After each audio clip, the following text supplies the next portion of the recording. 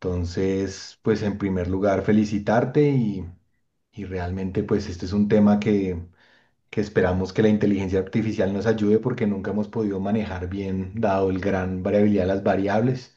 Si ustedes ven los vademécums médicos, casi nunca tienen información muy relevante sobre qué hacer en cuidado crítico y no te dice pues si la albúmina está baja, haga tal cosa, si súbale el porcentaje, si el aclaramiento está alto. Hay mucho enfoque hacia el evento adverso de la falla renal, pero realmente todos esos otros factores que sabemos que desde la fisiología están, pues no se tienen. Muchos de los fármacos ni siquiera son probados en pacientes críticos, entonces no tenemos líneas de base para saber, exceptuando que sea un medicamento que solo se usa en cuidado crítico. Entonces, realmente entender esta fisiología ha ayudado. Cada vez se crean modelos más importantes. Siempre recuerden que parte del problema en el fondo va a ser que los factores interactúan a veces de maneras que no somos fácilmente capaces de predecir. Entonces, pues lo siguiente más lógico sería tener niveles de algunos fármacos. Sin embargo, eso es costoso, limitado a algunos fármacos que se deben monitorizar muy cerca, generalmente más por eficacia por efectos adversos. Y entonces la sugerencia siempre es, en la medida en que tengamos este tipo de fármacos, tratar de encontrar algún tipo de variable objetiva que podamos monitorizar para tratar de ver cuál es la respuesta.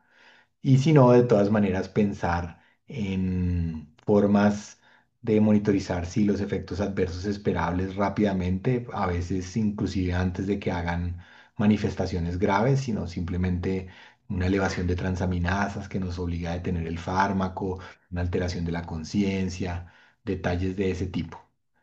Entonces, Gloria, nuevamente felicitaciones. Doy la palabra a Jaime. Jaime. Listo, muchas gracias.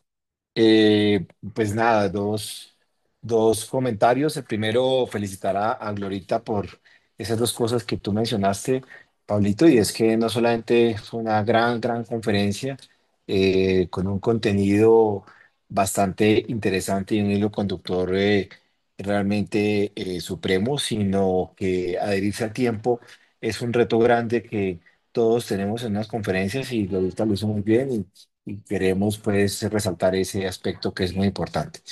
El segundo comentario es muy en la línea de lo que tú estabas comentando frente al reto tan grande que tenemos en cuidado intensivo para alcanzar ese equilibrio con los diferentes medicamentos y el escenario del paciente crítico, partiendo de lo que dices, que no tenemos una línea de base, muchos de ellos con, digamos, probándolos en pacientes críticos.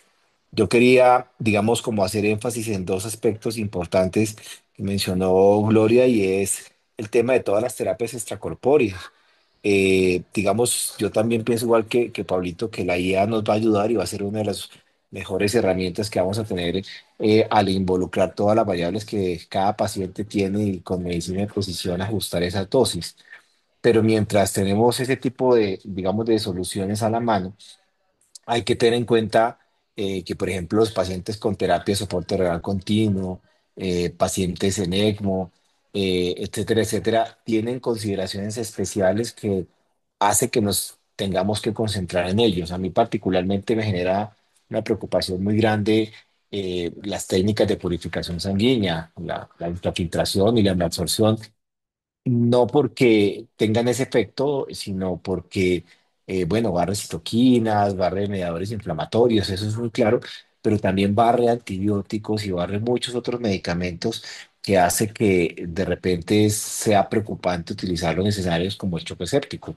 Y eso es un problema de todas, el Toramixin, el Oxiris, el Cytoxan, todos al final terminan barriendo antibióticos de mayor o menor medida particularmente los que usamos en los niños más críticos, vancomicina, linezolid, algunos antifúngicos, etcétera, etcétera. Entonces, a veces por intentar modular una inflamación, lo que hacemos es quitarnos lo que está intentando combatir la infección y eso hay que tenerlo muy en cuenta. En los pacientes en ECMO, claramente los sedantes nos toca subirlos en una proporción variable en cada paciente. Nos gustaría a veces ser un poquito más objetivos en eso, saber exactamente de acuerdo al volumen de distribución y cálculos posiblemente químicos o bioquímicos, cuánto aumentarlo, cuánto disminuirlo. En los pacientes en RPT exactamente igual. Entonces, creo que es un reto grande que tenemos. Particularmente a mí me preocupa mucho los pacientes con albúmina baja, en donde fundamentalmente, además de esos cambios en el volumen de distribución, hace que los fármacos se distribuyan al espacio extravascular y posiblemente no estén llegando a su sitio de acción de manera adecuada. Entonces, realmente felicitar nuevamente a Glorita, tener en cuenta que ese reto es muy grande, que lo tengamos presente, más allá de la solamente lesión renal, sino la distribución, la efectividad y la eficacia de cada uno de esos medicamentos en los diferentes escenarios. Nosotros lo vemos en los niños trasplantados de hígado, por ejemplo, recién llegan post-trasplante, decimos nosotros de manera jocosa y coloquial, entre comillas, se está estrenando hígado. Entonces, al estrenar hígado y perfundir bien, si no hay ningún problema técnico, habitualmente depuran no solamente muchas sustancias tóxicas, sino también medicamentos y a veces tenemos que optimizar dosis de sedantes pues para evitar que el paciente se extudie y otras cosas. Entonces, es como lo que quería comentar, Pablito, y nuevamente felicitar a Gloria. Jaime, muchísimas gracias. Muy al lugar tus comentarios. Obviamente este tema lo vamos a profundizar en detalle en algunos aspectos especiales en los que hay como más literatura y donde más nos preocupan, como mencionaba Jaime, en sedación, en problemas hepáticos, problemas renales, en antibióticos. Pero digamos que lo importante es esta versión holística y esta aproximación holística a la información, de tal manera que no se les olvide nunca que esto es complejo y que hay que mirarlo paciente a paciente. Entonces, si te parece, Glorita, pasemos al caso clínico. Nuevamente, muchas gracias por tu presentación. Gracias, profe, ya lo coloco.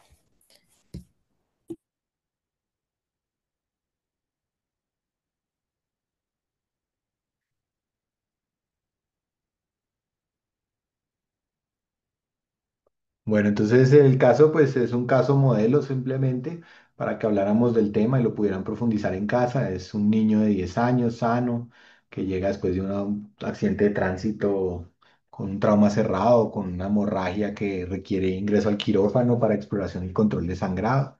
Se los traen intubado y sedado. Tiene esas variables de signos vitales al ingreso y se le hacen algunos laboratorios, tiene un lactato en 5,2, una creatinina en 0,6, unas enzimas hepáticas en 140 y 122, unas bilirrubinas totales en 2, una albúmina en 2,1. Calculan más o menos que en ese tiempo que han estado en el manejo del trauma ya tiene un balance positivo de 2,5 litros.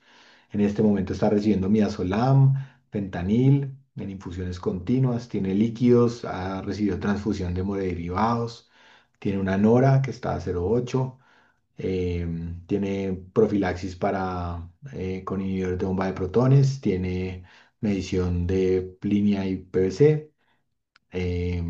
Ya completan 24 horas y ya empieza a verse el edema generalizado, ya logran estabilizar más la presión arterial, no parece haber problemas o alteraciones adicionales de la función renal y los laboratorios pues continúa bajando la albúmina y la bilirrubina va en 2,3. Entonces, bajo un escenario de estos, que es un escenario relativamente típico del cuidado crítico, la preguntas, Glorita, ¿me la pasas? Es como, por ejemplo, en uno de tantos que hablamos, la hipoalbuminemia que Jaime mencionaba específicamente, el edema, por ejemplo, el tener balances hídricos positivos que puedan mover el volumen de distribución, la fracción libre de los fármacos en este paciente, ¿qué pasaría?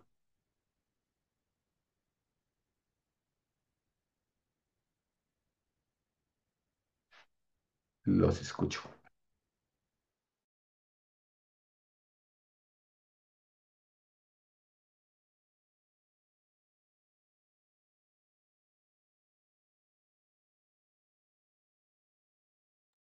Caro y luego Lucía.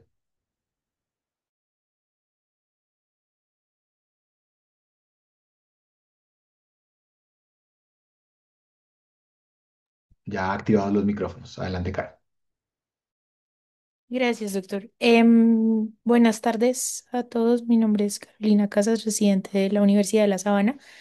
Entonces, Digamos que yo esta respuesta la enfoqué un poco hacia los problemas y luego la fisiopatología, qué pasa con el volumen de distribución, la fracción libre y los fármacos que utilizamos en este niño. Entonces, con respecto a la hipoalbuminemia, que es una hipoalbuminemia marcada, eh, digamos que hay disminución de sitios de unión en albúmina y además de eso, pues predominan los cambios en fármacos que son ácidos. Con respecto al volumen de distribución, hay una tendencia al aumento del volumen de distribución, hay una menor retención intravascular y mayor paso al espacio intersticial. Y pues digamos que esto va a hacer que haya un aumento de la fracción libre de fármacos ácidos en caso pues de que estuviéramos utilizando, por ejemplo, ceftriaxona, ertapenem, bueno, entre otros antibióticos que van a tener un mayor efecto inicial de toxicidad. Entonces, para esto necesitaríamos monitorizar esas concentraciones libres. Y con respecto a los fármacos utilizados, digamos que el midazolam y el fentanil, como dijo Glorita en su presentación, pues son principalmente básicos y lipofílicos. Y la hipoalbuminemia, aunque sí altera en algo su unión, digamos que va a alterar menos en comparación con fármacos ácidos, pero pues se favorece su distribución periférica conjunta al edema. Y si iniciamos antibióticos que probablemente el niño los necesita, hidrofílicos, ácidos, pues va a haber más fracción libre y mayor volumen de distribución. Eh, Luego, digamos que otro paso importante es la respuesta de esa fase aguda y lo que mencionó Glorita de la alfa-1 glucoproteína ácida que es elevada, que ahí sí es donde, digamos, el fentanil va a tener mayor problema por su alta unión a proteínas. Entonces, esta pues no aumenta el volumen de distribución por sí misma, pero sí hay disminución de la fracción libre de los fármacos básicos, em, que pues digamos que es el ejemplo clínico del descenso del fentanil. Puede tener entonces el fentanil una reducción de la fracción libre, el midazolam también puede tener una mayor unión a esta proteína y puede requerir titulaciones más altas para el mismo efecto si digamos que nos guiamos por las concentraciones totales. Em, Perdón, con respecto al edema y al balance hídrico positivo, pues además tenemos fuga capilar y una reanimación con líquidos vigorosa y hemoderivados, entonces aumenta el agua corporal total y el comportamiento intersticial. Hay un aumento importante del volumen de distribución, sobre todo en los fármacos hidrofílicos, dilución de concentraciones y enlentecimiento para alcanzar niveles eficaces.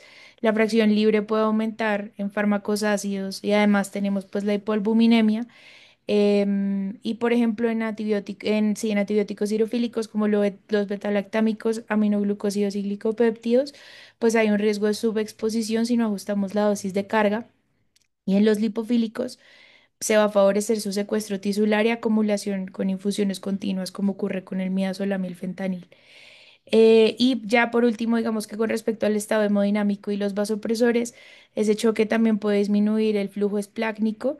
Y pues digamos que la reanimación y la noradrenalina pueden producir estados hiperdinámicos con redistribución de flujo. Puede haber cambios en la distribución tisular y de penetración al sitio diana y modulación del aclaramiento más que la fracción libre. Y por ejemplo, el fentanil pues depende del flujo hepático. Si reducimos ese flujo esplácnico por el vasopresor o pues por el estado en el que estamos, puede haber un aumento en esa exposición. Y lo mismo pasa pues con el midazolam, que también se pueden prolongar esos efectos de la sedación y pues contribuir al resto de la alteración hemodinámica del paciente. Y ya. Muy bien, Carolina. Creo que fue muy clara tu respuesta. Lucía, ya bajo la mano. Esperanza.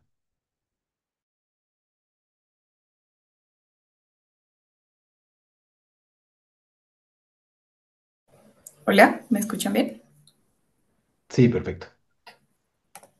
Bueno, yo encontré un comportamiento un poco diferente, particularmente en cuanto a los vasopresores, particularmente la adrenalina, la noradrenalina. En el caso de este paciente, tiene una unión a proteínas plasmáticas que es aproximadamente el 25%, que es, pues, digamos que bastante menor con respecto al fentanilo y el midazolam. Y también tiene una menor proporción a unión a la alfa-1 glucoproteína ácida, que eso siempre, pues, que es un medicamento también que es hidrofílico, que en condiciones normales, pues, tiene un volumen de distribución pequeño y permanece sobre todo en el espacio intravascular. Y tiene una captación tisular rápida con una degradación por MAO y por COMT en hígado y riñón y otros tejidos.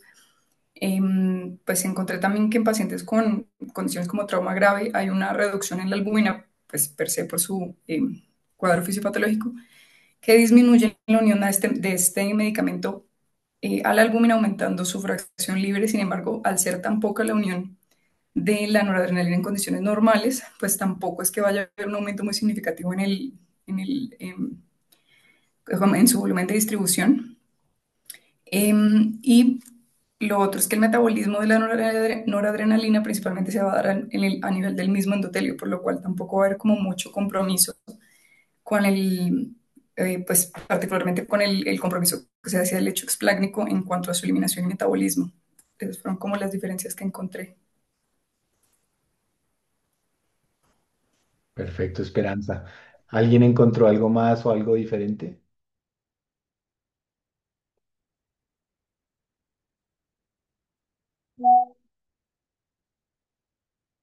¿Algo parecido a Esperanza? ¿Algo diferente o algo parecido a lo que explicó Carolina?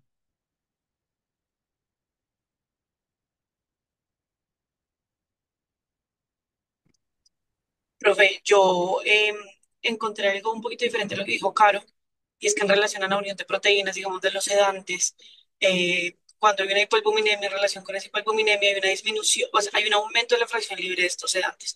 Y como hay una mayor penetrancia a nivel de los tejidos, a pesar de tener dosis muy bajas de estos sedantes, podemos encontrar que hay no una sobredosificación, pero sí como una sobre sedación, por decirlo así, a dosis pequeñas, y que lo que nos puede producir es que cuando nosotros suspendamos este tipo de medicamentos, pues finalmente las vías de eliminación o pues el tiempo de eliminación del clearance en relación a todo lo que ya habíamos dicho previamente se demore. Entonces esos son estos pacientes que en condiciones críticas uno suspende sedación, pero los pacientes no se levantan en el tiempo en el que uno esperaría que se levantaran. Y esto en relación a que hay un aumento de la distribución periférica y pues también que este aumento de la fracción libre se relaciona más con efectos secundarios y pues con interacciones de medicamentos. Es que eso ya lo he hecho clarito. Muy bien, Juli. Entonces, como ven, no es fácil. Esperanza.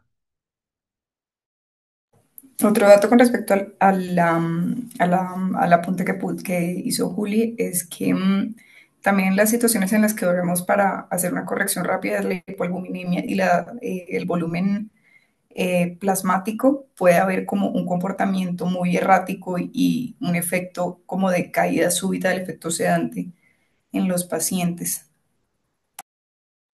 Claro, y al lugar.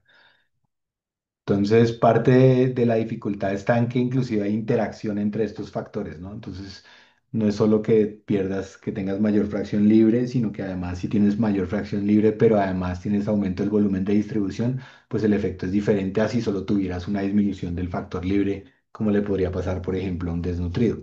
Entonces, en general, parte de la dificultad de lograr realmente predecir cómo se va a comportar un fármaco en un paciente crítico no es solamente el efecto, digamos, de cada uno de estos factores de las enfermedades críticas, sino de la interacción entre ellas, que hacen que a veces las combinaciones sean peligrosas, como en el caso de los sedantes, que pueden acumularse, producir más efectos adversos, pero a su tiempo de pronto no llegar al órgano blanco y entonces ser menos efectivos inicialmente, necesitan dosis de carga más que de ajuste del medicamento, pero son efectos que pueden tener más efectos adversos si se usan dosis de carga, entonces es bien complejo.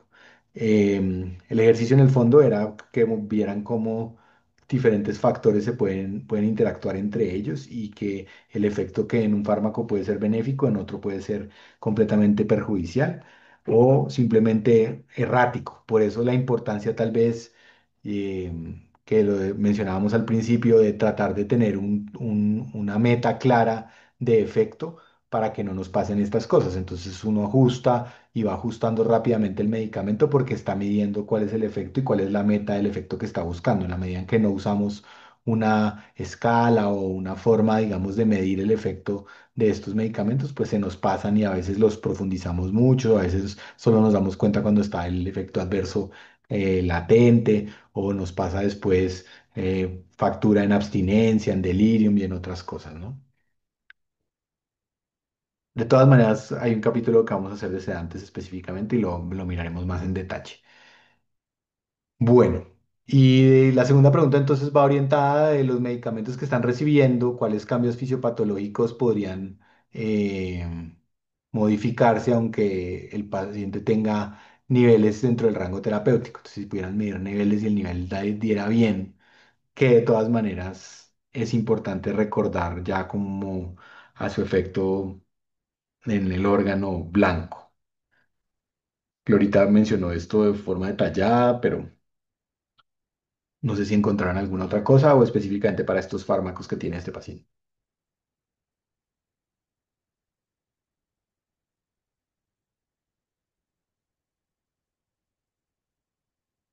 Paola. Hola, buenas tardes, ¿me escuchan? Sí, Bueno, entonces, de acuerdo a los medicamentos que tiene este paciente o que está recibiendo, tenemos el midazolam, que es un sedante, que es lipofílico y que pues es metabolizado por el citocromo eh, 3,4-A. El fentanilo, que también es un analgésico, que también es lipofílico y que tiene un alto aclaramiento hepático. La nora, que es un vasopresor y que tiene acción directa. El inhibidor de bomba de protones, que tiene un metabolismo hepático. Pues en este paciente, como tiene aparentemente una disminución de la perfusión hepática y una disfunción que está iniciando pareciera hepatocelular, entonces, como nos explicó Gloria, esa reducción del flujo sanguíneo hepático hace que el metabolismo, que son los medicamentos que son dependientes de la citocromo P450, estén afectados en el metabolismo de fase 1. Entonces podría ser que se prolongue la vida media de estos fármacos, como el midazolam y el fentanilo. Incluso, como mencionó ahorita el profe, si la concentración plasmática se mantiene dentro de su rango habitual. También podría estar hay alguna inhibición enzimática por la respuesta inflamatoria. Por ejemplo, las interleuquinas 6 y el TNF pueden suprimir la actividad de esta citocromo, pues, por la que se metaboliza el midazolam, haciendo también que estos medicamentos tengan una vida media más prolongada, sobre todo si son lipofílicos. El aumento de la permeabilidad capilar y la redistribución tisular también podría provocar acumulación periférica y liberación retardada de los fármacos. Y la hipoalbuminemia persistente, como mencionó Juliana, también podría incrementar la fracción libre, pues, de este medicamento, amplificando como los efectos farmacológicos y la concentración total. Encontré eso. perfecto. ¿Alguien más encontró algo diferente? Lucía. Gracias, profe. Buenas tardes. Lucía Guzmán, de primer año de la Universidad de La Sabana. Sí, de acuerdo con Paola, con las compañeras, encontramos diferentes alteraciones y cambios fisiopatológicos en nuestro paciente. Ya hemos resaltado que el edema y el aumento, digamos, de la distribución de los líquidos de nuestro paciente va a aumentar el volumen de distribución, que va a hacer que pues, se diluya toda esa cantidad de concentración de fármacos que tenemos, y pues se va a afectar la fase de distribución, lo que va a llevar que se disminuyan los efectos iniciales que queremos buscar con nuestros fármacos en el paciente. Por ejemplo, efectivamente uno de los que más afecta es el midazolam. En cuanto a las alteraciones, otras alteraciones del metabolismo, pues este paciente tiene elevación de las transaminasas y bilirrubinas incrementadas, y esto pues toda esta disfunción hepática me va a llevar a que se reduzca la biotransformación de estos fármacos, y que se prolongue entonces el tiempo de acción, la acumulación y la alteración de su metabolismo por varias vías específicas, como lo es también el midazolam a través de la citocromo P450. Entonces, digamos que todo este metabolismo hepático y esta difusión hepática que está alterada en mi paciente, pues me va a llevar a este cambio enzimático y me va a afectar la depuración de este fármaco. También a nivel renal, pues vamos a tener como alteración fisiopatológica la eliminación pues, estos medicamentos, porque digamos que aunque se puede estar en el momento conservada, pues sí se puede deteriorar y estos pacientes pueden hacer una hiperfiltración o hipofiltración que pues sí me va a llevar a que también se afecte como la vía de eliminación renal de los fármacos, especialmente en nuestro paciente, pues vi que ahí estaría más afectado, sobre todo el fentanilo, que depende como que más de esa eliminación renal que los demás que tiene el paciente. Y bueno, del resto, pues ya digamos como las características específicas del fármaco por fármaco también las tenía acá como resumiditas, pero creo que la compañera Paola ya las abordó como en la mayoría. Perfecto. María Camila. Buenas tardes, María Camila Sosa de la Universidad de La Sabana. Solamente quisiera como agregar cosas muy puntuales como para complementar un poco lo que ya mencionaron las compañeras. Específicamente el fentanilo, digamos que se mencionó sobre todo en el primer punto, pero como para recalcar, pues que en algunos estados proinflamatorios, digamos, lo hice como en general, no específicamente solo en el paciente del caso, en algunos estados proinflamatorios se puede elevar la alfa-1 glicoproteína ácida que funciona como un reactante de fase aguda, aumentando pues así la fracción libre reducida en plasma de estos medicamentos y pues eso generaría una disminución del efecto analgésico a pesar de, pues, de que las concentraciones pudieran estar normales. Lo otro con el fentanil que encontré es que también en estados hiperadrenérgicos o hiperdinámicos podría llegar a tener un aclaramiento acelerado por el incremento del flujo hepático, pues que va a aumentar su eliminación y podría acortar también un poco la duración de su efecto clínico.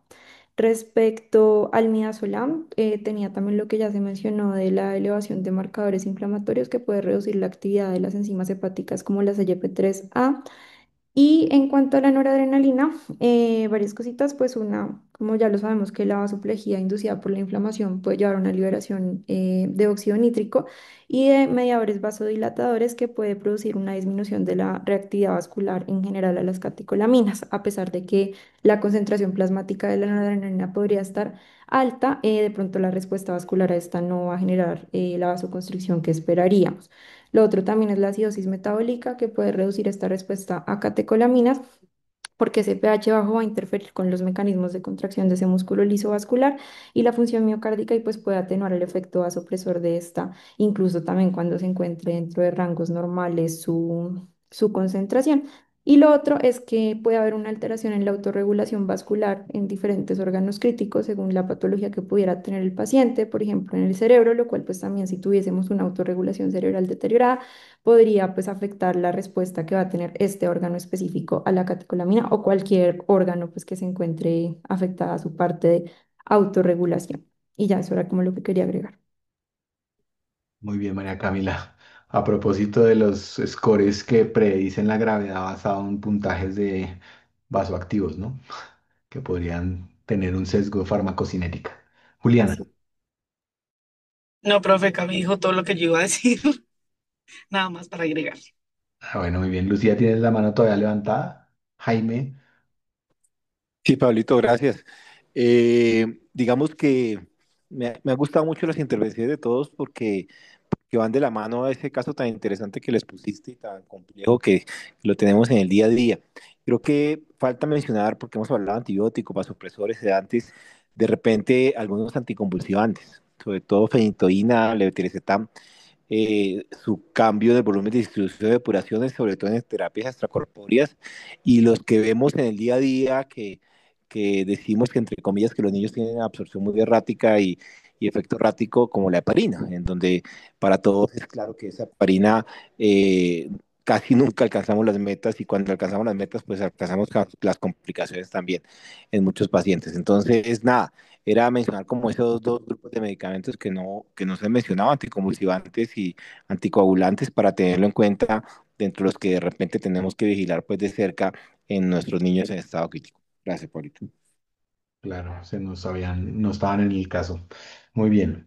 Eh, Finalmente, la última pregunta era tratar de hacer un diagrama que pueda mostrar todas estas fases y como qué pensar en el paciente crítico para ver, pues tener como por lo menos una ficha en donde se acuerden qué efectos pueden tener o tienen que corregir o tienen que pensar en corregir si lo ven.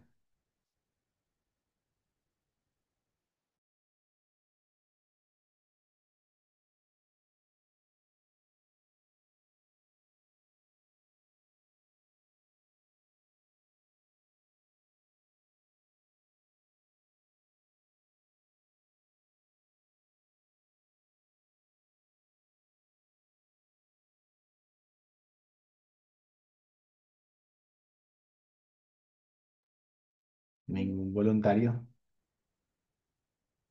Como Glorita está presentando, no hay los de Glorita.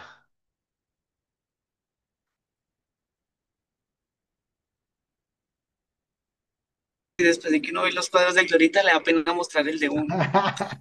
Como hoy no Exactamente. tienes a Glorita de Julianita, tranquila, contrincante, adelante. No, No, no pero le es dé que mis pena, cuadros son tranquila, muy adelante. feitos, o sea, No son importa. cuadritos muy feitos. Pero bueno, ya lo muestro. no es un concurso de arte. Uy, no, doctor, pero es que contra Gloria no hay ni siquiera que concursar. Nosotros ya, ya no hay nada que hacer, ya perdimos. Ya muestra el mío. Vale. Si no, Glorita muestra el de ella.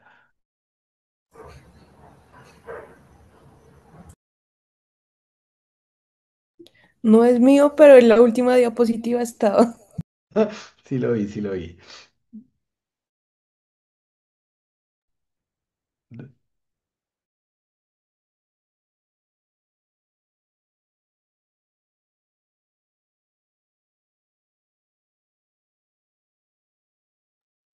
Doc, no me deja compartir.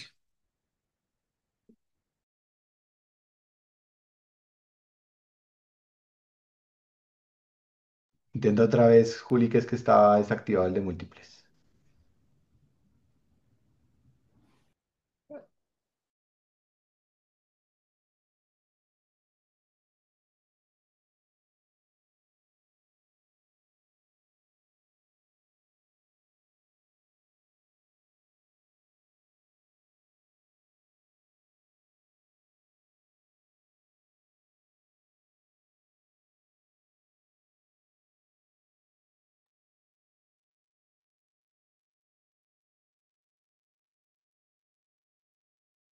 Tarea girarlo.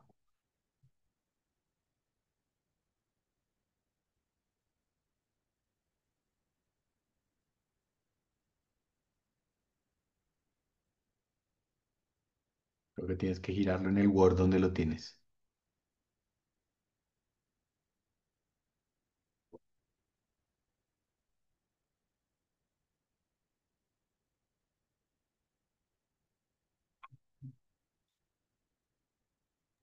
Me quedo grande, doctor, espera un segundo. Vale.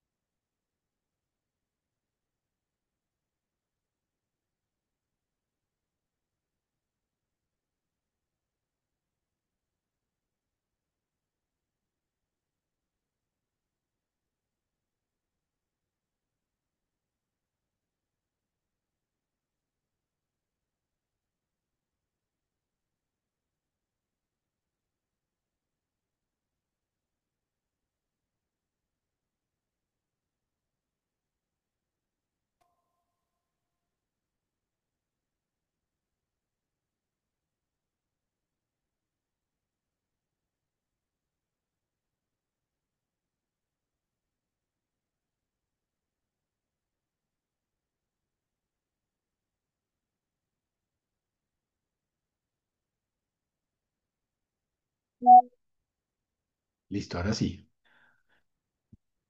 Pero lo quitaste.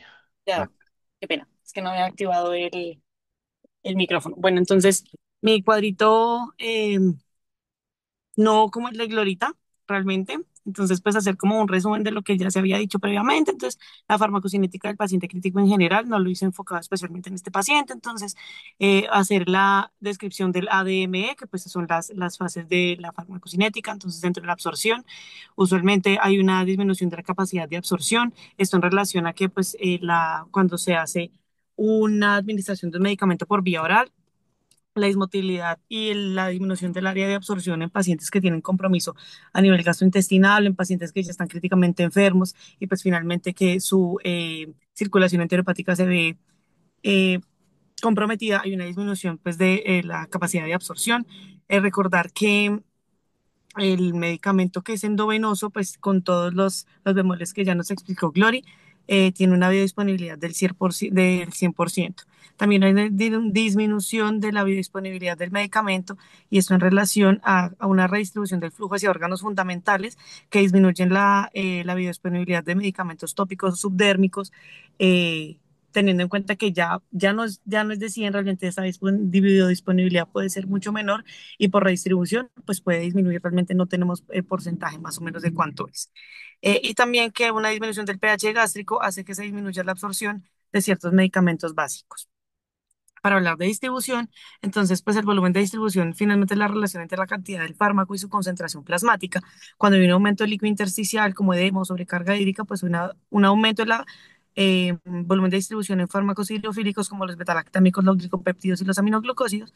Y eso también, pues este aumento del volumen de distribución pues hace que se necesiten de estos medicamentos que son lipofílicos, se necesiten concentraciones mucho mayores o sea, se necesitan dosis mucho mayores para obtener concentraciones adecuadas. También lo que ya hablábamos, la hipoalbuminemia, un aumento de la fracción libre del medicamento, pero esto solo tiene, digamos que relevancia cuando la unión de este medicamento a las proteínas es más del 90%. Aumento de la fracción libre del medicamento y aumento de los efectos esperados, pero también aumento de los efectos secundarios. Y en relación a hipovolemia y hipoperfusión, disminución o sea, digamos que no solo se puede ver un aumento del volumen de distribución, sino también una disminución, esto en relación a hipovolemia y hipoperfusión, y lo que nos puede llevar a niveles de fármacos inadecuados en los lugares de acción. En cuanto al metabolismo, disminución de enzimas de la fase 1 del metabolismo hepático, como el citocromo P450, y estos están relacionados o pues modificados por hipoxia, hipoperfusión, citoquinas y estrés, y también aumento de las interacciones medicamentosas y un delta de una biotransformación que realmente no sabemos qué tanto es, y pues esto también pues depende de qué tan enfermo esté el paciente, pero no tenemos como claridad, como decía el doctor Fernández y pues el profe Pablo. Y por último, excreción, recordemos que uno de los componentes más importantes es el renal y esto hay que tenerlo presente en aquellos pacientes que presentan deterioro de la función renal y pues deterioro de todo el clearance en riesgo a su aumento de riesgo de la sobredosificación. Sin embargo, hay otros medicamentos en relación también a choque séptico y pues a todos estos compromisos sistémicos que pueda haber un aumento en el clearance. Esto se ve en gran quemados, en pacientes sépticos o en estados hipermetabólicos, que nos puede llevar a una subdosificación y esto nos pasa mucho, digamos, con los niveles de vancomicina, que si nos damos cuenta, a pesar de tener dosis adecuadas o infusiones en extensión, pues infusiones extendidas o en infusión continua, realmente a pesar de las dosis, no tenemos em, niveles adecuados de vancomicina. Un aumento de clearance también en terapias de soporte renal y en ECMO, que finalmente esto depende de diferentes alteraciones, no solo el fármaco en relación a que hay una disminución de la unión de proteínas y disminución del volumen de distribución, pero también la remoción, que ya tenemos pues una membrana, tamaño del poro, absorción del filtro, digamos que todo el circuito en general, y también pues un delta de la farmacocinética del paciente.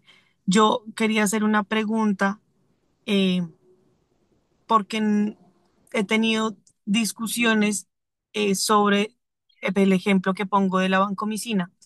Y es que cuando uno, digamos, tiene la vancomicina 60 miligramos kilogramo día, a pesar de que la tenga en infusión extendida, no logra niveles.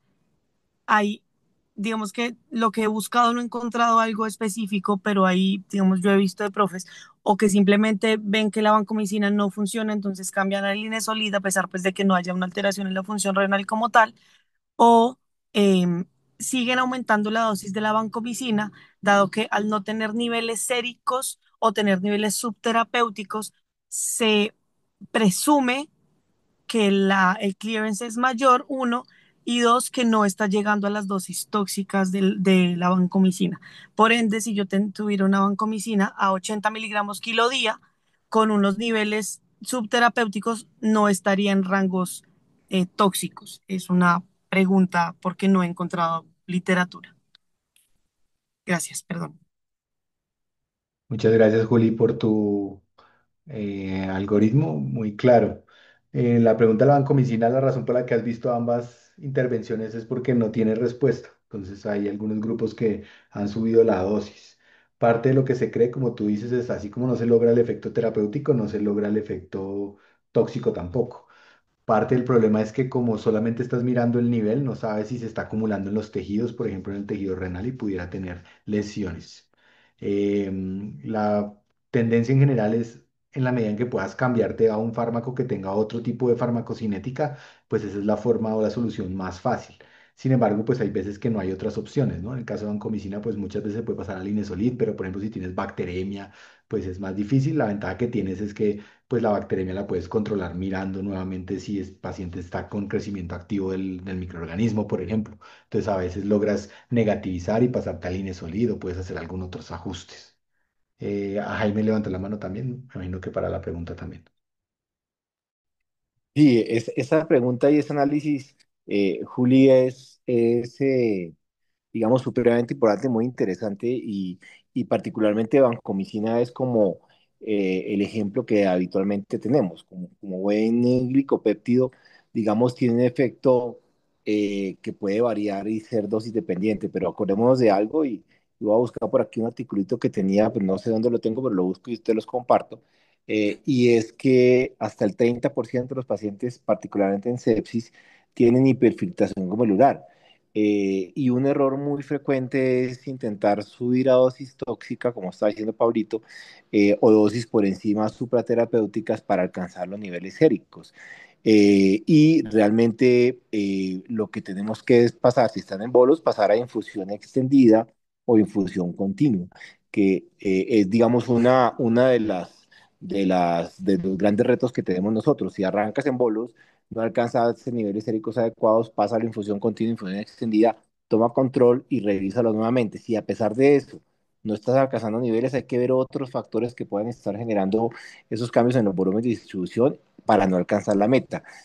Como sabemos que lo usamos para estafilococo aureus, meticino resistente, con mucha frecuencia se cambia al lienzolid y el lienzolid a veces puede ser mucho peor en términos de eficacia y no tenemos cómo monitorizar niveles séricos, que pues es la gran limitante. Aquí nos pasó, creo que antecitos de pandemia, que llegó pues alguien en farmacia nuevo y entonces tenía aplicando pues todo el tema de los niveles séricos y empezó a subir dosis ese 70, 80 y empezamos a ver toda la falla renal del mundo asociada pues con esas dosis supraterapéuticas de vancomicina y como lo estaba mencionando Pablito, se acumula pues afuera. Voy a buscar porque yo tenía el articulito, ahí se los comparto de pronto en el chat, de cómo la alternativa en esos escenarios es fundamentalmente pasar a infusión continua, infusión extendida, y de repente tener presente que si a pesar de eso no se logra, buscar otros factores y el tercer paso pues ya obviamente buscar alternativas, pero como para tener presente que pasar de 60 kilos a 70, 80 es un error muy frecuente que lo único que les va a aumentar es la frecuencia de eventos adversos. Un abrazo. Doc, muchas gracias, profe, muchas gracias. Esperanza, Hola, yo tengo también dudas con respecto al caso contrario, particularmente la vancomicina. También se ven los casos en los cuales, precisamente por situaciones de hipervolemia, de hipoalbuminemia, tenemos niveles al revés altos de vancomicina. Y también se hacen ajustes haciendo detención en las infusiones o haciendo ajustes de las dosis, pero finalmente cuando se restaure la homeostasis del metabolismo de los pacientes vuelve, podríamos, o sea, podríamos pensar que esas dosis realmente estaban adecuadas. Entonces, ¿qué se recomendaría hacer? O sea, volver a hacer medición de niveles o cómo se podría manejar esa situación. muy buena pregunta. Esperanza, el efecto es al revés, ¿no? Sobre todo que pasa una cosa muy grave y es que vancomicina gigante se acumula también por mal aclaramiento renal. Entonces el problema viene siendo que usualmente los pacientes críticos no están estáticos, no es como cuando ajustas para pacientes renales en el escenario de un paciente renal crónico que tiene pues una tasa de filtración más o menos estable. Entonces, definitivamente, pues lo más importante probablemente para guiar la terapia puedan ser los niveles, si tienes una forma relativamente rápida de medir niveles y tratar de predecir en qué momento. Pero lo otro muy importante es tratar de seguir la filtración glomerular de forma muy, muy fina, ¿no? Tratar de pronto hacer depuraciones cortas de 4 horas para ver en qué momento ya mejoró. Yo usualmente lo que les digo es si que el signo clínico claro era diuresis, entonces tan pronto empiecen a ver diuresis, rápidamente nuevamente reinicien la vancomicina o por lo menos pidan el nivel porque es muy probable que tengan que volver a ajustar a dosis terapéuticas. Si se hizo con creatinina es un poquito más problemático porque ustedes saben que pues la manifestación va a ser tardía. Ahí la solución que a veces propone el profe Perdomo, si lo han oído, es hacer depuraciones de periodos cortos de 4 horas y eso para tratar de calcular de forma indirecta cuál es la depuración teórica de esa vancomicina. Pero definitivamente usar los modelos de depuración y eso, pues solamente servirán en la medida en que esa filtración glomerular esté bloqueada, o sea, que esté estática en el mismo punto donde estaba hace 2 días cuando hiciste el ajuste renal. Nuevamente, probablemente lo más fácil, si se puede, es cambiarte un medicamento que no dependa tanto de la depuración renal, pero no siempre es posible. No sé si eso contesta tu pregunta. Sí, señor, muchas gracias. Claro que sí. Lucía. Gracias, profe. Sí, es que con el tema de la vancomicina, pues es un fármaco especial que merece hacerle como doble clic y lupa en cuanto a todas estas dudas que tenemos.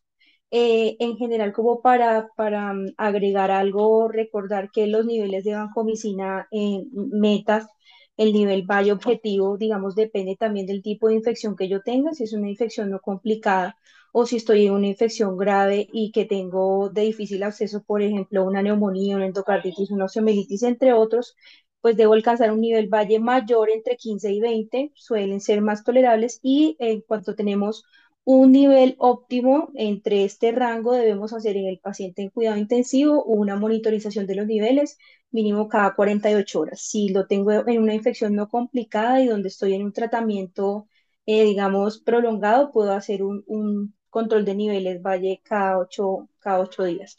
Pero sí toca como que estar muy atentos a todas estas recomendaciones que hemos dado, sobre todo para el ajuste de esos niveles que siempre vemos que tenemos como esa dificultad en la unidad y en general en todos los sitios donde usamos este medicamento tan especial. Muchas gracias, Lucía, muy al lugar. De todas maneras, recuerden que vamos a tener una de solo farmacocinética de antibióticos y ahí podemos reforzar estos detalles y pueden buscarlo de forma más puntual. Bueno, creo que eso era todo por hoy. Muchísimas gracias por la interacción. Muchísimas gracias, Gloria, nuevamente por la presentación. Perdonen que hayamos tenido que hacer este módulo alternativo un poco saltado. Volveremos al módulo de neurocrítico en 8 días y más adelante volveremos a profundizar en detalle todos estos aspectos de la farmacocinética en los diferentes escenarios. Entonces, buena tarde para todos. Gracias. Gracias.